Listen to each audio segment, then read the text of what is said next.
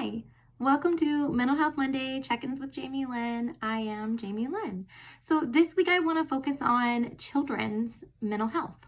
I know I've mentioned some things in the past about children in passing, but this week I want to dig a little bit deeper and I want to emphasize on our kids.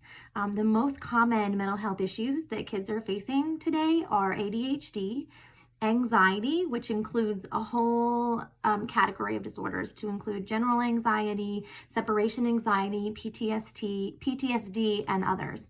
And then behavioral disorders. Those are the top three mental health issues that are plaguing our kids these days.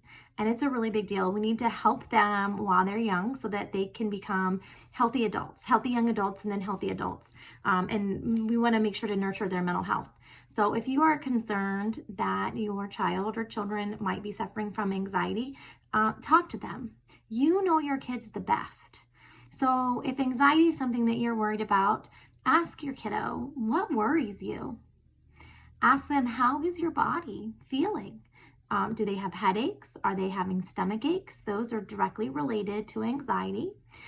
Is something making you scared?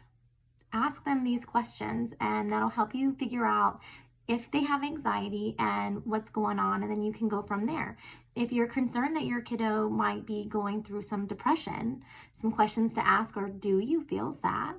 And do you know what's bothering you? It's real easy sometimes for a kiddo to say, yeah, I'm really sad, but ask them what it is. Oftentimes we will say, are you okay?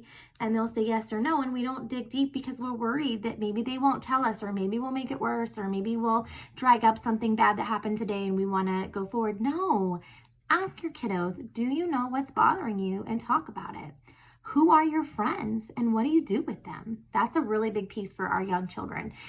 Peer pressure, peer pressure was awful when I was young. It was awful when my mama was young. It was awful when my grandparents were young. It's not going to go away. It's just part of human nature and how we are and how we interact. We're very social people, and we're not perfect.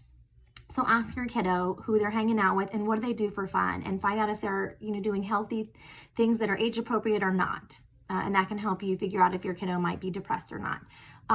How can you help your children have a good mental health, right?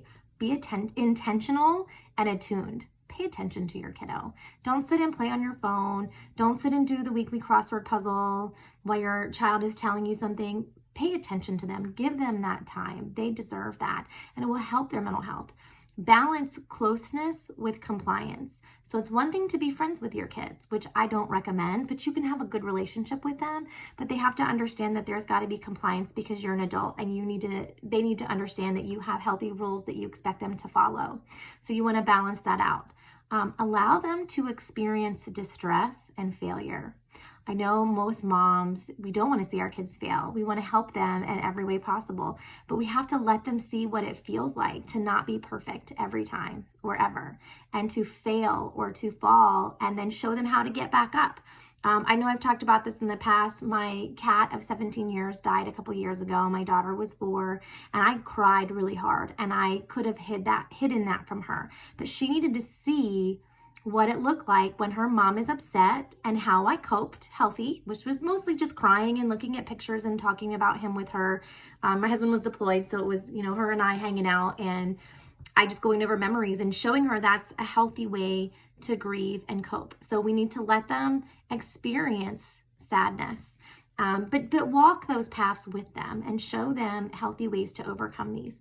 Balanced diet and exercise go a long way with your children's mental health and your own, by the way. And so if you are if you're eating healthy and you're exercising, they're going to copy you. They're our mini-me's. They do what we do. And so if we're eating healthy and we're exercising, they're going to do the same thing. And that's so good for their mental health.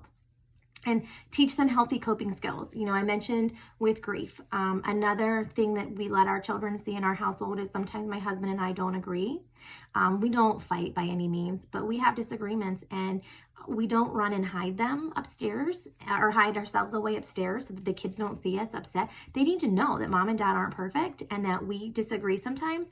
And then we show them how healthy coping skills, what that looks like. How do we have a disagreement and then come back together? And it doesn't always mean that one person was right. We can both think that we're right, but we need to show our children what conflict resolution looks like, starting at home and in a healthy way. So if we're doing all of those things and we're talking to our children, chances are they've got a better shot at having a mental health, a healthy mental health as they grow and develop, because we want them to hit all of their milestones and develop the way that they're supposed to and have these coping skills so that they don't have struggles when they get older. Sometimes mental health is an inherited illness that some kids are going to have no matter how healthy you nurture them.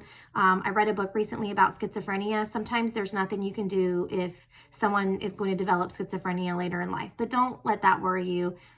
Nurture your children today, be intentional and give that, show them, I can't speak today, model healthy living for them so that they can have a chance at a healthy mental health for themselves. It's a mouthful, healthy mental health. Now, if you're concerned, if your kiddo is suicidal and they're showing signs of self-harm, these are not things that parents really should be doing on their own. Even if you're a licensed mental health professional, you should not be treating your family.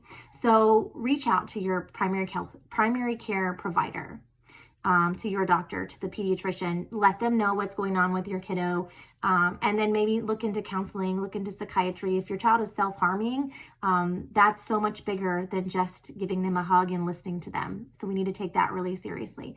If you need help finding resources in your area, let me know. You can comment on this or you can send me a private message. I hope you have a great day today and stay healthy.